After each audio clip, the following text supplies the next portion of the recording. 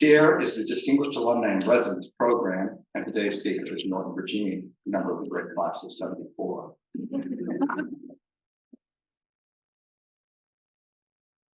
Born in San Francisco and a resident of San Connecticut, he came to base with a passion for art and creativity, and he majored in English and art. He enjoyed soccer at IS and Ed skier. A year after graduating, he spent a year here in Lewiston, which I say only again to the students who say, I don't want to leave Bates, I love this community. Many of us, including the 50th reunion, we do love this community. We've had a good time here. It's not at all a surprise when students stay or work here in the community or at Bates. So he stayed for a year, and he'll tell us about that, I'm sure. And then he went to California to pursue his interest in filmmaking.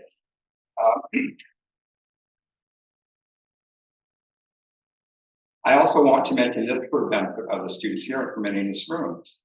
Norton is married to Batesy, a fellow Batesy, Joni Mitchell in class of '73. He traveled after he graduated, lived wherever worthwhile projects drew him. That included sunny LA, different from our LA, Japan, London, Toronto, Ireland. Norton is known as a director, a storyboard artist, and writer. He's also a lover of comic books. He's been a supervising director or co-producer of animated films, and after early experiences at various studios, he worked at Nickelodeon, DreamWorks, Disney, and Brown Bag Films. Norton's been nominated for Primetime Emmys and has won. To highlight just a few works, Rugrats, certainly one of the most well-known, and my favorite, Rugrats in Paris. What images, what dialogue? I was watching it again last evening. Youthful and sophisticated, there's something for everyone. It clearly demonstrates that animation is not just for kids. I should also mention Rugrats Go Wild. Our reunion theme this year, 50th reunion, is Running Wild for 50 Years. We'll wear shirts and caps collaboratively created by our classmate artists, his fellow art friends. Professionals and friends have said of Norton that he is clear, has a clear vision, he's direct in his communication style, he's gregarious, a people person with real life experiences that built his work. If asked which of his projects is your favorite, don't be surprised if he says the current one I'm on. To Bates students, friends, and classmates here on campus, and to alumni with us via Zoom, please join me in welcoming to the podium our 1974 classmate, our friend and fellow alumnus, Norton.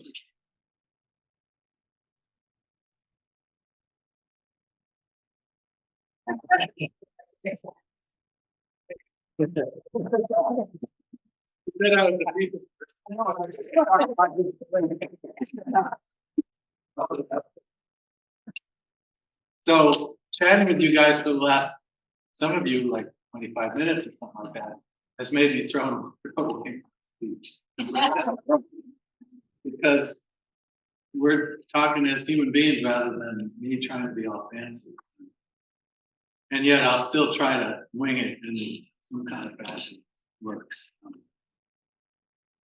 I think maybe it's a bit of a cliche question, but I have to think it must be important to a lot of us, even those of us who are at the other end of our careers, but breaking in to the creative, if you're a creative artist of some kind, whether it's dancer, actor, painter, all that pottery, all that stuff, but you have to have a career, you know. How does that work? Does it? Obviously it hasn't. So talk a little bit about that. Although over the course of 49 years, I guess I've had things work out some of the time and have not worked out some of the time. So I'm going to try to tell the story without boring those 49 years. So you can see the places where I was really up, happy, and everything was going great. Karma was on my side, and times I must have messed up with my karma, and things just didn't go well, because that's going to be part of probably everybody's careers as they go on. And some of it, there's one or two places where it gets a little heavy, you know, but it's life and it's work. Well, deal with it in our own ways. So Um, Before I jump in, I just have to point out that I don't always dress in weird bowling shirts, but this is a Rugrats too. I thought we were doing this in a bowling alley. So I guess Don touched on this, and I guess he's heard it from reliable sources that I'm an enthusiastic person. And I think that's been a huge part of my success, to be honest. The fact that, you know, for whatever reason, I did this amusement park picture just to show what it was like to come of age in the 1970s. It was a time of tons of innovation and change in the world. Culture, movies, books, music. Think about it, everything was being reinvented for a while.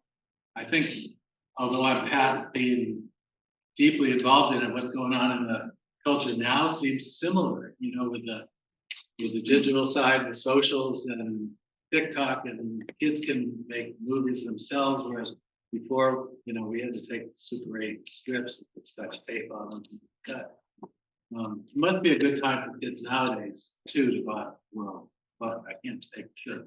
I do know that in 1974, when we left school, the books, Ken Kesey was writing his great stuff. You know, we've got Stevie Wonder, we've got the MASH movie, which is brilliant. Richard Broderick and Joni Mitchell, the Grateful Dead, everything was going on and it was all new and different.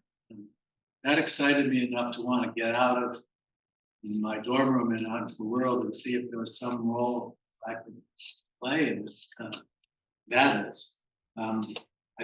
I think the enthusiasm and the running from one thing to another and not being able to settle on anything was either a healthy response to the opportunities that were opening up, or maybe it was ADD, and I'm not sure. There's our symbol of our alma mater. That's there because a lot of people nowadays in my business, in animation or film, go off to animation and miss what we do in liberal arts, where we try to learn a little about everything. You know, how do the things we love connect? How does this history set us up for the art that comes out of it? You know, philosophers. I didn't possibly Stephen Evans did. What the opposite, by the way. I think he might be so.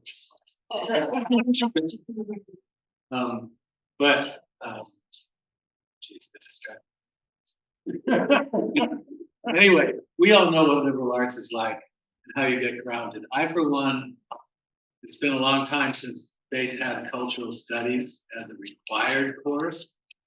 The whole time I was at basic, I kept saying, I wish I knew how that painting Residence Norton just showed us connected to that political movement or that war, whatever. I think maybe we have to do it ourselves by putting the pieces together. But that's the kind of stuff that makes a good education. Most of the great animators now go to a place called Cal Arts in California, or there's probably a dozen really good animation schools in the world. I was working on a movie with a co-director who had been at Pixar, and we were working away. The way we work sometimes is put panels up on the post-its, actually cork boards, and we get all fancy. We write the captions that go with each picture to try to tell the story. And my partner was working away, and so was I, and all of a sudden he goes, Norton, so does Moon have one U or two?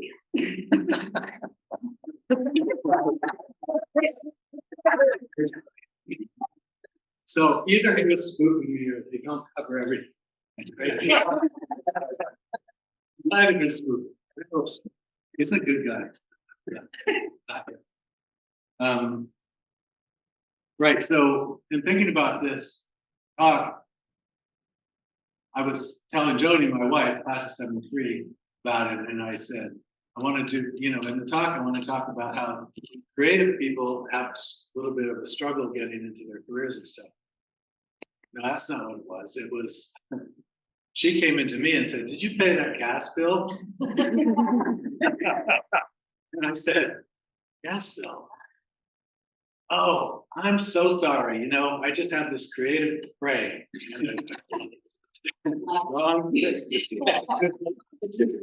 like, do you mean because I can remember something I don't have creative brain? So other than say that creative arts, I think I want to say who I want to stay. And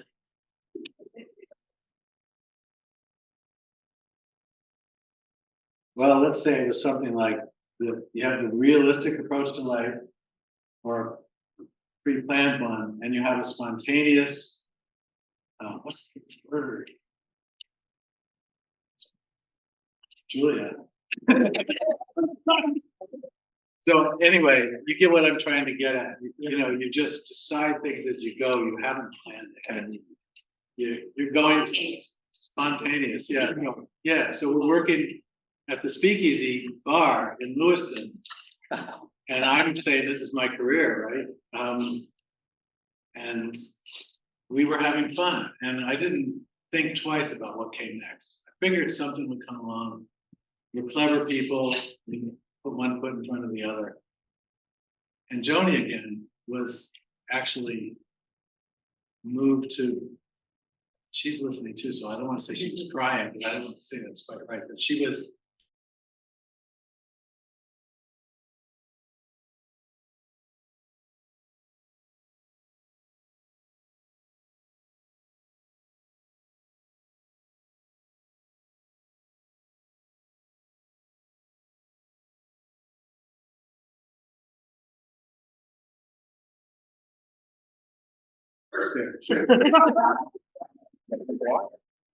um, but yeah, but so if you want to have one of those more spontaneous careers where you're not planning stuff, I'd recommend there's maybe 3 things to think about. One of them is 3 things. One of them is, do you have a great support system?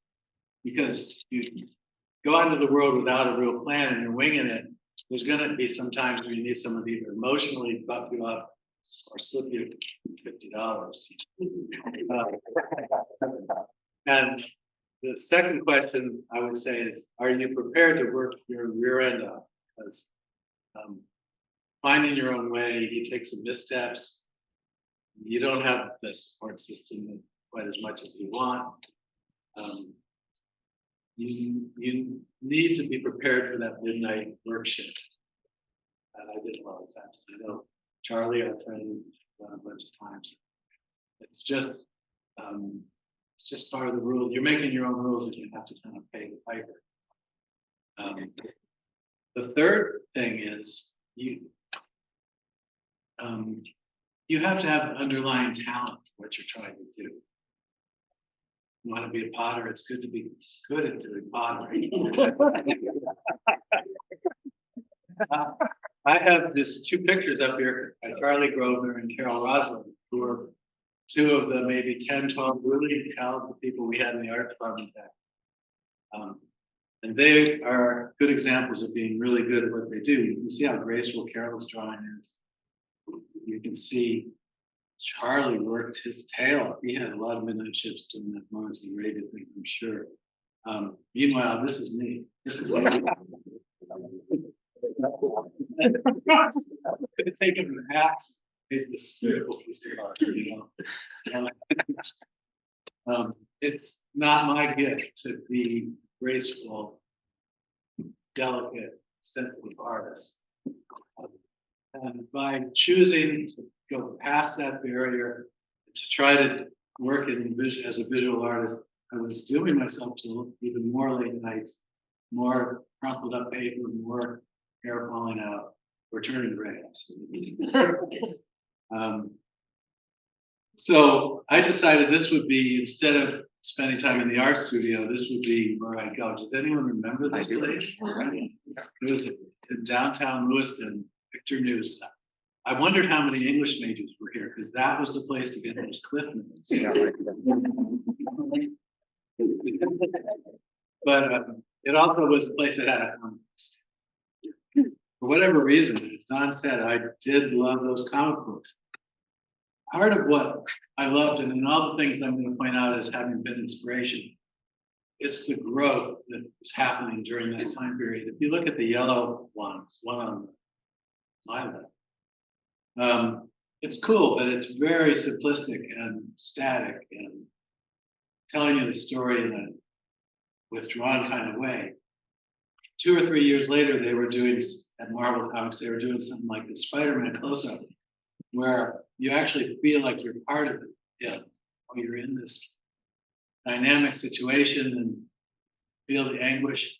And I'm like, okay, if I can be expressive in this kind of simplified format, maybe this will be a good compromise for me.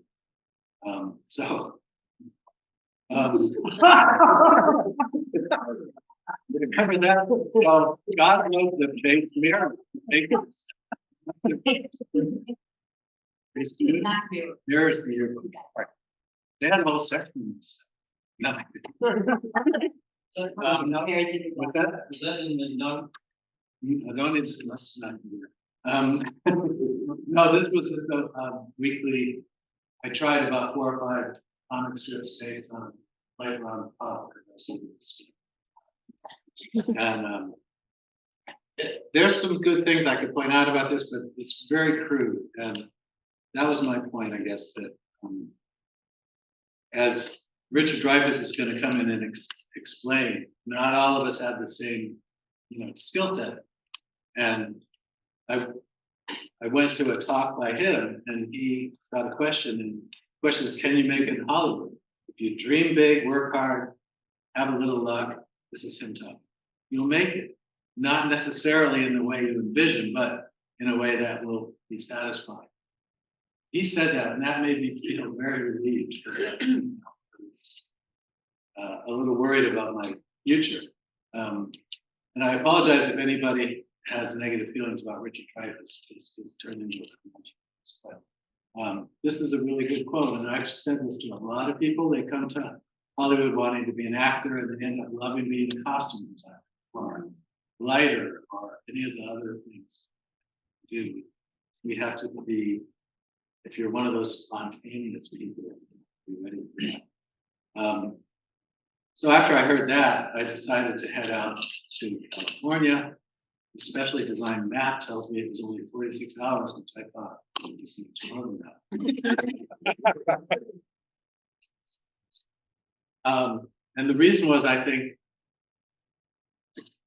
it had dawned on me at this point that I could take my bit of drawing ability, or at least interest, and the filmmaking I had done, which I haven't even mentioned, but I had done a lot of filmmaking in college and high school. And when I got here, Don Lent, our professor at the time, was very good about finding something in each of us to promote, to bring along. And he liked the little films I had done, and I did some more while I was here. So maybe art and film could sort of come together. I actually look back at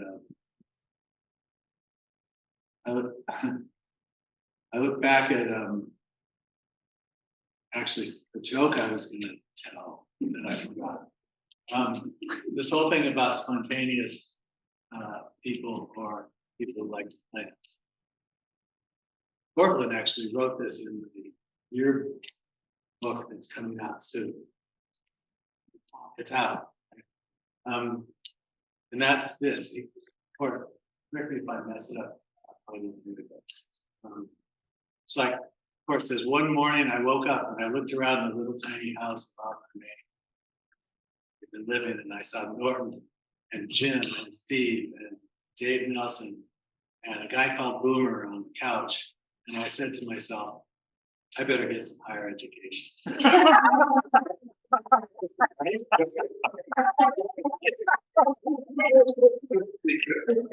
Can't miss that. That was supposed to be how I explained the difference between spontaneous people and smart people, Dr. Lewis. Right. So anyway, I wanted to still solve this drawing problem, and yet I needed to find a profession. And when I got out into LA, people started talking about animation. animation characters are designed in bold ways with simple shapes, and you can kind of learn them. I just worked at it and worked at it. Meanwhile, I went to classes, started to meet a few people. When you meet people, you're in your 20s and you meet people out in Hollywood who love animation, you have to put up with some strange parties, because Joni actually kind of put the kibosh on us going out with this one particular group, because whenever there'd be a party, you'd have all these 20-somethings, each one would adopt a cartoon character voice.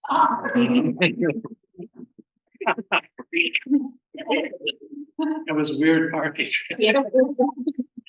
But one of those guys said to me one time, I must have done something nice at some point, because he said, the your studio is hiring people who want to draw in-betweens.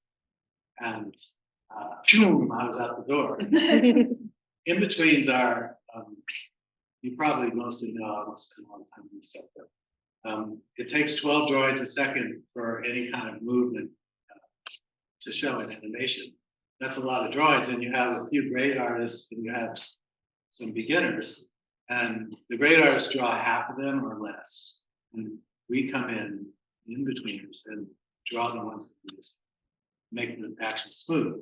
It's, again, not a bad way to learn, because you're following somebody who's better than you. So my art started to slowly improve, and this is the Ramada Inn where I was working and paid for all this. And I'll never forget the day the manager, super nice guy, was explaining to me, "You'll never make it in Hollywood. I have a assistant banquet manager job ready for you." And I really did think about it for a couple of days, because I've had a waiter job for one day, and the cost of the black shoes was more than so these are the kind of characters I was in between. Captain Caveman is a totally class character. And then there's the Scooby-Doo kids. And to be honest with you, I didn't like Scooby-Doo cartoon at all, because Scooby-Doo is a dog and he would stand up on his feet and play the guitar and stuff like that. And I guess my ambition as an animator is to be more like Disney, to draw things like nature. But now it's backfired on me, because my own kids and every other kid I ever meet, I love Scooby-Doo. So I've embraced it. It's really good. The thing about being an in-betweener and later an assistant animator and then later an animator, because I was doing it in a sort of low-end channel and getting paid by the piece rather than for my time, which meant I could use the material to teach myself to teach myself an animator. Didn't bother me if I worked 60 hours and got paid for 30. I'd do that extra work and I'd lift the drawings and I'd see the character move, and that was the learning thing. So Scooby-Doo and Captain Caveman served me well. Captain Caveman was my first accepted animation. There were 3 teenage girls. Charlie's Angels was popular at the time. Hanna-Barbera was very good about taking whatever they tossing. And they had this run cycle, and the animator who was supposed to get it done missed a deadline. And I said, I'll take a whack at it if nobody minds. They didn't mind, it was my time. And I did some animation. And they liked it. And I remember sitting at my desk and hearing the head of that particular studio say, "You animated the 3 girls running. Pretty good." So everything's not dire. How am I doing for time? Excellent.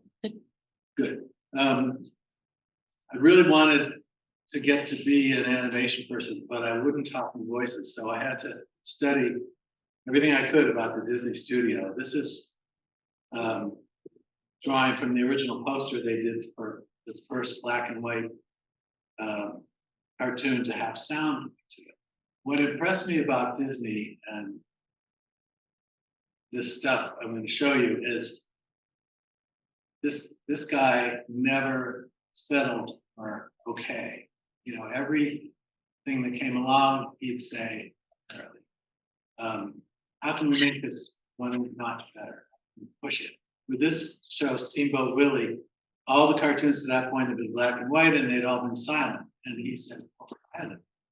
He made a deal with somebody who knew how to put sound on these cartoons, and all of a sudden, he was the best animation guy in the world because he took that risk. The next time around, he released a new Mickey Mouse. It was in color.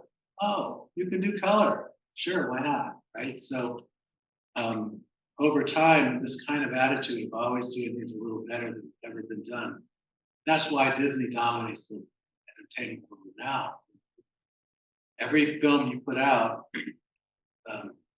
was a groundbreaking to the nth degree. Snow White was amazing because no one had even thought you could animate real humans. They cheated. They had a live actor do the dances and things. Copy, but they still did it, and it was a feature film. The animation was for kids. It's nuts. He did it, and it was really successful.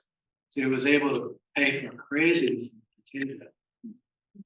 Where they actually went to studio theaters in the big cities and set up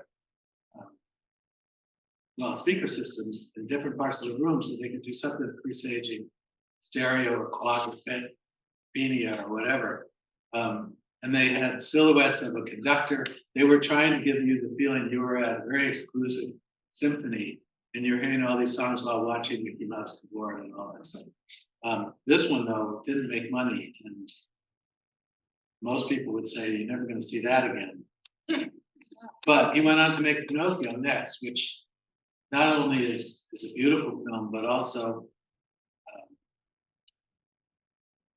a little dark, not just for kids. You know, it's a little spooky, and Walt Disney seemed to like to push all the boundaries. And then once in a while, he'd pull back and do something sweet, cute, and simple. Yeah, but that's what art is sometimes. Yeah. So I just loved all that. And when I got out there, Walt Disney had died 5 or 6 years earlier, I guess. He was a heavy smoker, and the man that became my mentor was working at Disney, and he had all the little stories. So,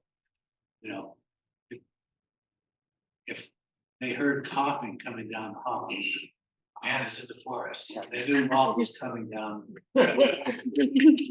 Guys would come in the morning and say, "Oh, Walt was looking at my scene," because we had an animation desk with the artwork piled up.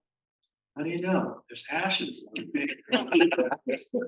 So it's a shame because if he'd lived now with less smoke in the area, probably good. So these guys, some of you youngins,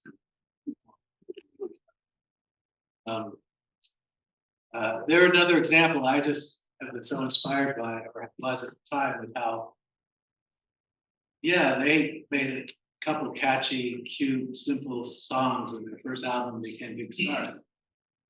What percentage of people would have said, "Great, let's repeat. Let's do another 8 or 10 of those catchy little songs.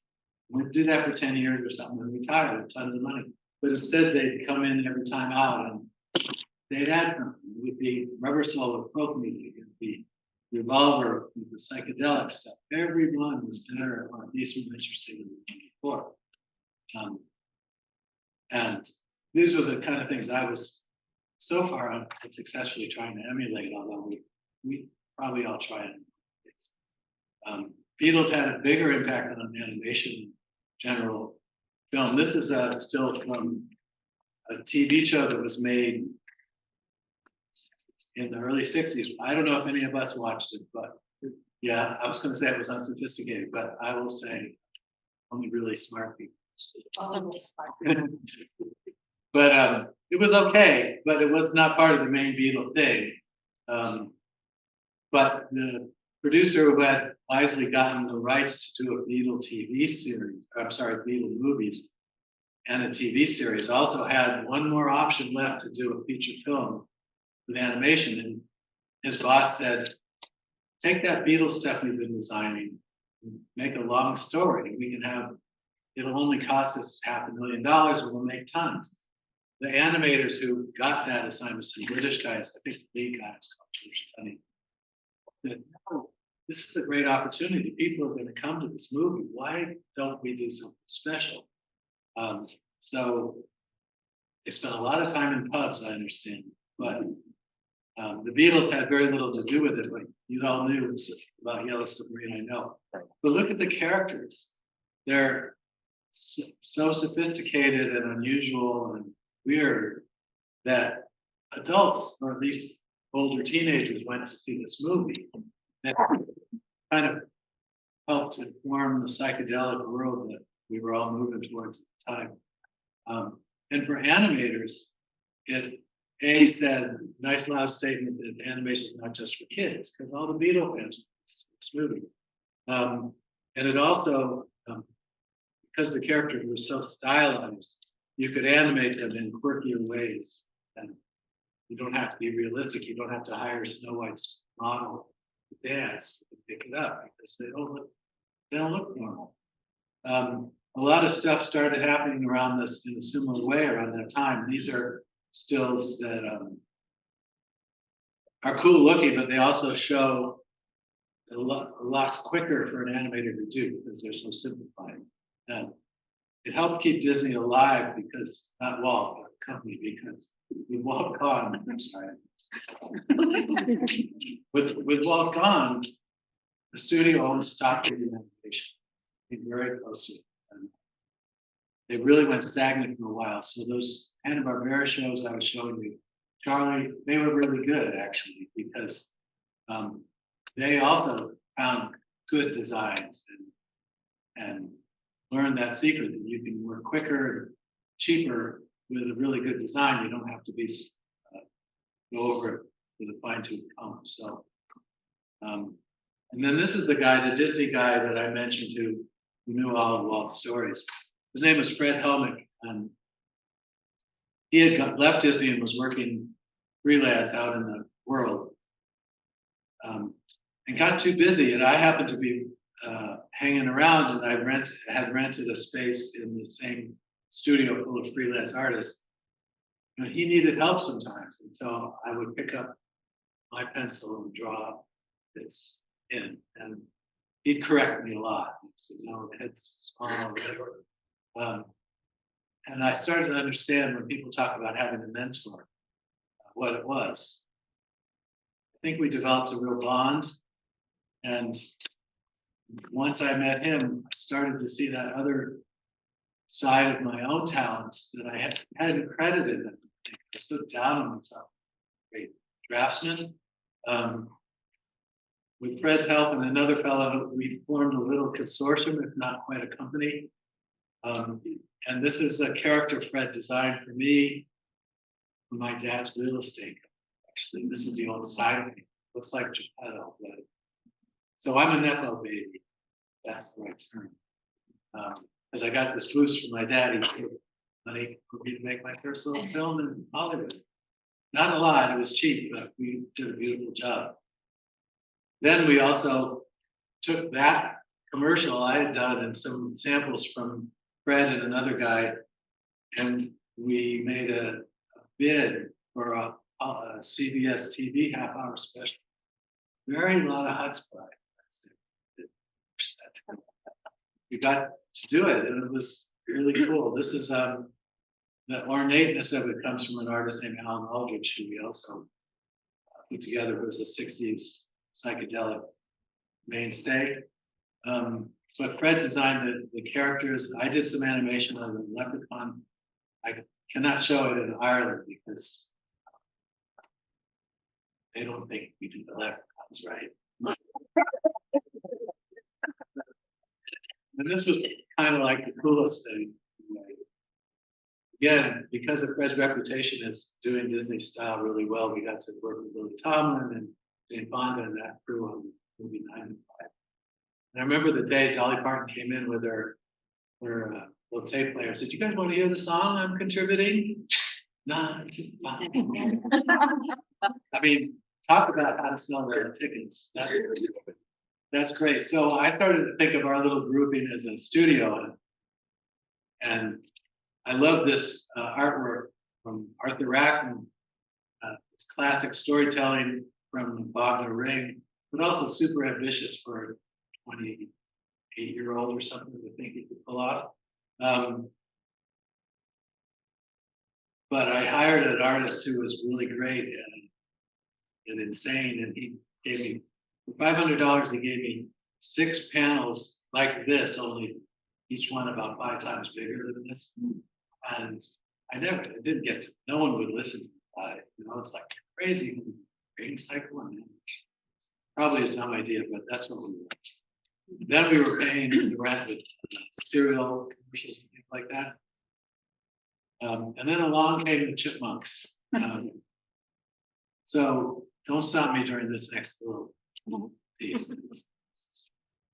As I said, we were going to talk about good stuff and not good stuff. But the chipmunks were owned by the son of the person who had done the original chipmunks, those very annoying voices. But they're cool characters and everyone loves them. And they were in the market to make a TV series for ABC Network, which would have been very enticing for us to work on or to create. We had Fred do some drawings. He was our great draftsman.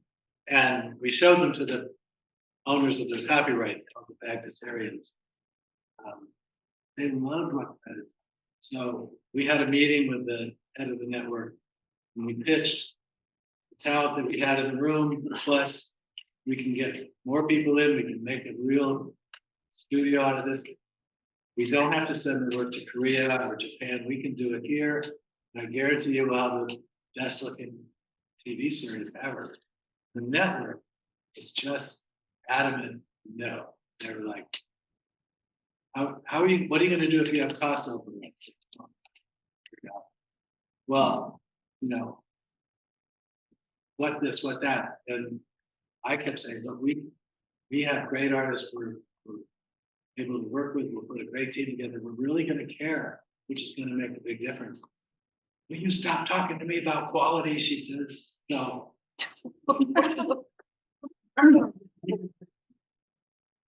So that basically was it for our studio. To be honest, it was a recession, 2 gas lines and all that. There wasn't any commercial work going around. There weren't any TV specials. We could do alphabet cereal, maybe, but it was basically over, which was kind of sad. There was a film being made in Japan that wanted me to come on board as a producer. So I was wrestling with what to do when the very same people at ABC Network came back to Fred and said, would you like to come to Korea and teach them how to draw the chipmunks? So he was getting tempted away from the live. Shit happened. So I went to Japan, and that's a whole other lecture, but Fred didn't have the best health in the world. He went to Korea. Something he ate didn't agree with him. He had a hiatal hernia. I tried to get over there, but I didn't make it in time, and he passed.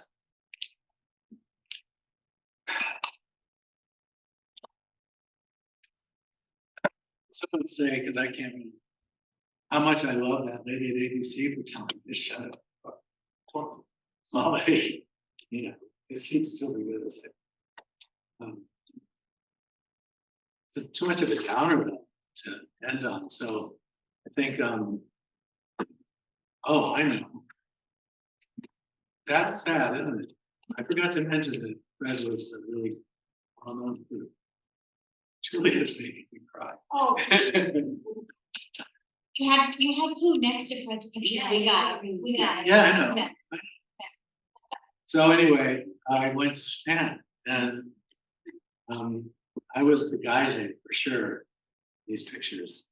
Otani is telling me. Anyway, this is not a geisha place. This is hot spring. That the animators were so generous and nice. I was the first one there for my production. They took me out to this place where no foreigner had ever been before. And we're enjoying beers and chatting. It's a short chat when we know 16. Then later we got into proper story creation, and this is how they do it over there. They squeeze into a booth, get a bunch of beer, and probably some yakitori.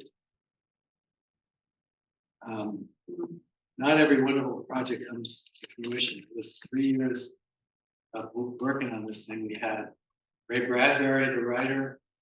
We had the guy who produced Star Wars with George Lucas, named Gary Kurtz. We had the Disney animator who went on to co-direct Lion King. We had a really strong team of people. I was helping to organize it all.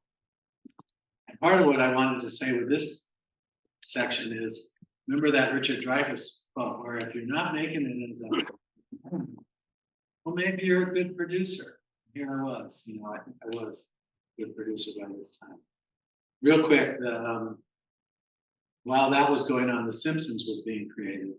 Simpsons is yet one stage further than what the Beatles had done, the Beatles animators had done with Yellow Submarine. They're weird looking characters. Anybody can draw them,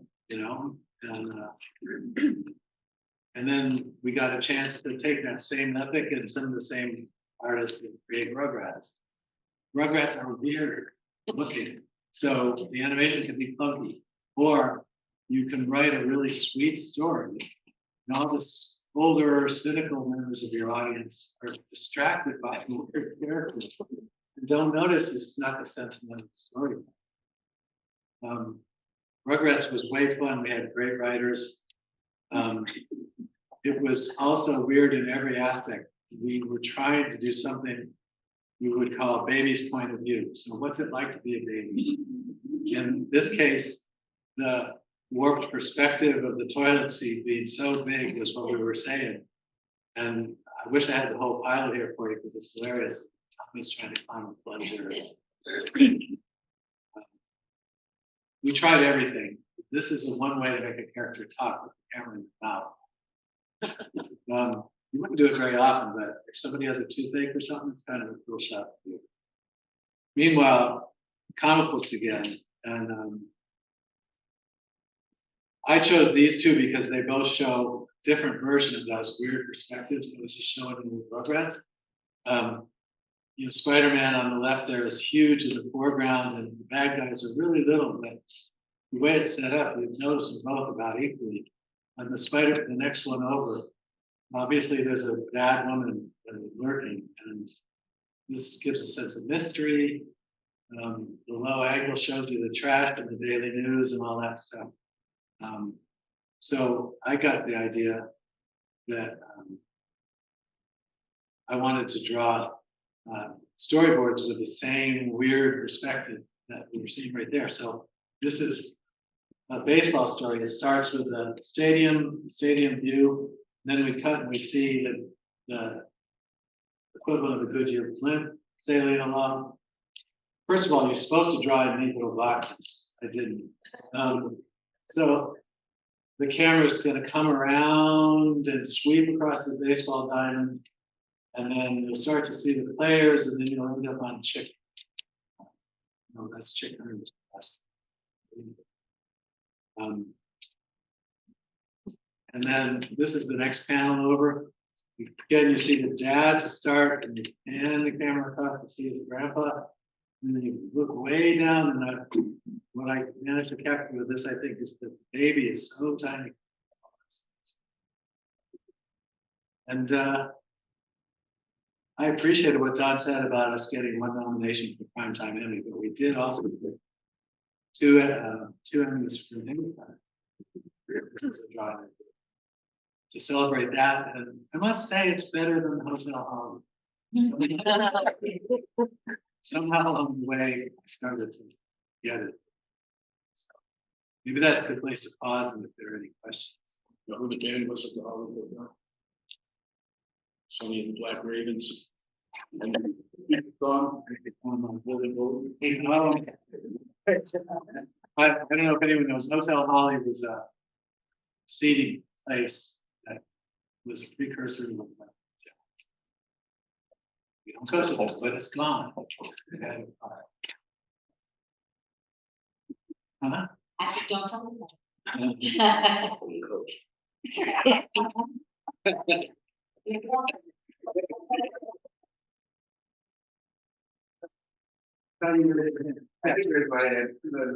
I'm sorry. I have a question about how do you respond when somebody recommends you in the street and like how do you sort of like navigate like seeing your whole life story and like almost like saying like do you see your like how do you respond to that almost? I love it. When I was working in Ireland, there are pubs, and when you go to the pub, and inevitably, there has to be people who I've worked with because, I'm not 30 and fine, but if they come up and tell me they love Rugrats or any of the other shows, I like it. I'll do a little drive. They get old. There's one, is that still here? Yeah, there's one I did for this son, many years ago, 10 years ago. I can't do that now. 30 years ago. My son, Charlie. Yeah, and it was because his name is Thomas. If anyone wants one, you have no, it's kind of what I really love is when somebody finds out I work on these shows, goes out of their way. I just finished one called Eureka, and a girl I went to junior high school with, and I used to deliver newspapers to her families. Found me on LinkedIn and said, "Hey, my of course, it means a lot." Appreciate it. Right, wait.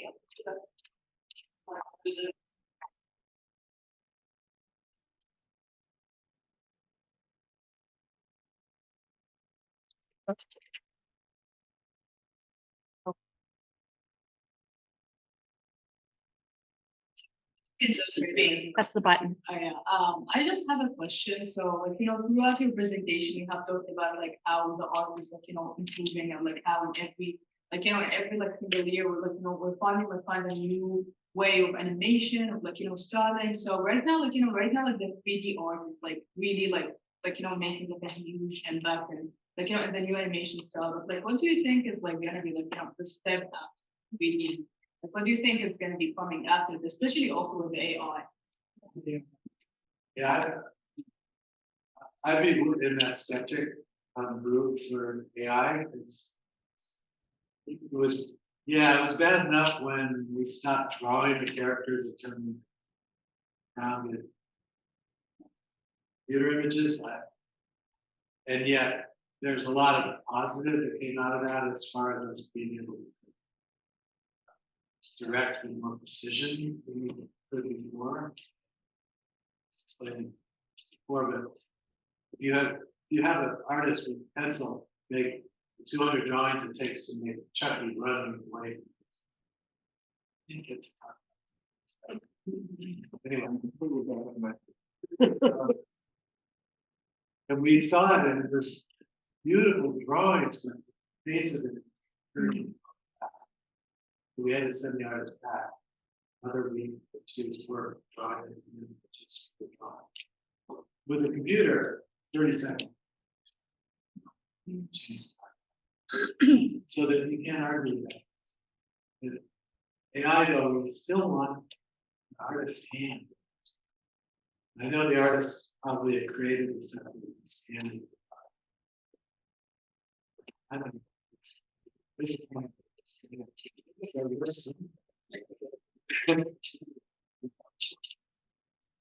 Oh, you've taken us to. She can hear me. Zoom can't though, that's no different. I don't know, it's fun. So, go back to the one where. Yeah, this one? No, the handle, the Emmy. Oh, the end. Well, fine. All right. This is like 1990s, still long. How did your life and art change when Pixar came along? I mean, because I know now Eureka has done pretty much all on a machine, right? There's not. No, actually, the change has been a bit more consistent than that. The key thing we do as directors, there was a couple more things I want to show. First of all, you have to see these drawings by Charlie. This is from Eureka, the TV show I just finished. Where the little girl who invented the wheel is inventing lots of other stuff. This is a vehicle she's invented, and we use Charlie Grosvenor, this class of 74, a lot. He's fabulous, this kind of clever designing work. And he worked at the studio where I was working on so many different shows that I put this one in just so you can see how many different characters. And how it would take me probably a year and a half and a lot of hair pulled out to do a drawing like that. Okay, David, oh yeah. This is where showing too. It's just go back to the basics, which is drawing with kids. You get it.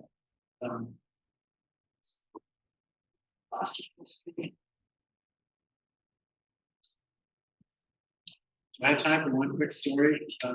This. Yeah. Okay, so. You want me to make that bigger for you? No, it's okay. We were making the Rugrats movie, and the thing I guess I wanted to illustrate here is how collaborative a medium it is. I had a co-director, which I'm very grateful for. Boss, person I used to work for, was not loving our story, the Rugrats movie, which was based on real life, something that could happen to a real family that babies get out of the woods that they lost. How are we going to get it back? And Arlene, who's a friend of mine, and she's very talented in Eureka, she had liked an earlier story where the Rugrats had accidentally fallen out of an airplane and ended up living with monkeys in the jungle. That might have been a great movie, but it wasn't what we were trying to do. So I was pulling my hair out for this area. It's going to ruin our movie. It's supposed to be like some woods that you'd find at the edge of the neighborhood. It's supposed to be real life. And Igor, my co-director, is rushed back. Oh, let's just pretend this is the leading section. Well, we can do anything we want. And so it's kind of cool. And then I remembered a song I liked when I was 8 years old. Ooh, ooh, ah, ting, tang, ball, bang, bang. So monkeys could sing that. So the monkeys had a song. Our boss was happy.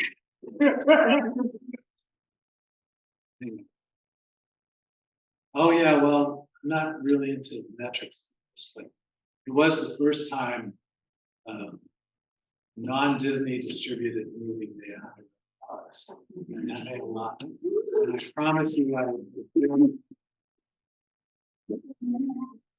not the money, but I didn't stay for the next movie. I didn't.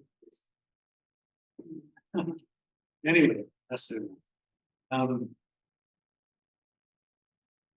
Oh yeah, so can I tell one last story? Because I was talking about the Beatles, and we went to Abbey Road for one of the soundtracks. And that's the famous Abbey Road picture. There, fans would hang out. This is the big room where the orchestra would come in. So that's the room where, if you remember A Day in the Life, that big crescendo, they end the record with. Well, we finished our soundtrack recording a whole day early, and all the musicians. And they were all getting paid. We were all, what are we going to do? I said, can we get them to make us our own custom version of Beethoven's Fifth or something? And we'd have to get all the sheet music, and it would be a big to do about that. And then I said, what about that crescendo at the end of Sgt. Pepper? And the scene we have in the Rugrats Go Wild where the dog is drowning and getting sucked down into the water. Yeah. So I got to go stand on the podium here with it. I'm a big Beatle nut. Right? So there's 40 musicians. Okay, so I'm standing where Paul McCartney is standing that day. Can you do one that goes the other direction? So about 5 minutes I got to do it.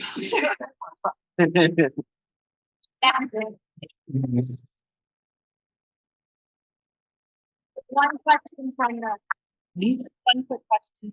Oh. Peter Williams wants to know if your brother Little Nort succeeded in animation also. Oh, yeah, my brother and Peter Williams are both ski racers, so. He is doing fine art and painting watercolors and living in Munich, Germany.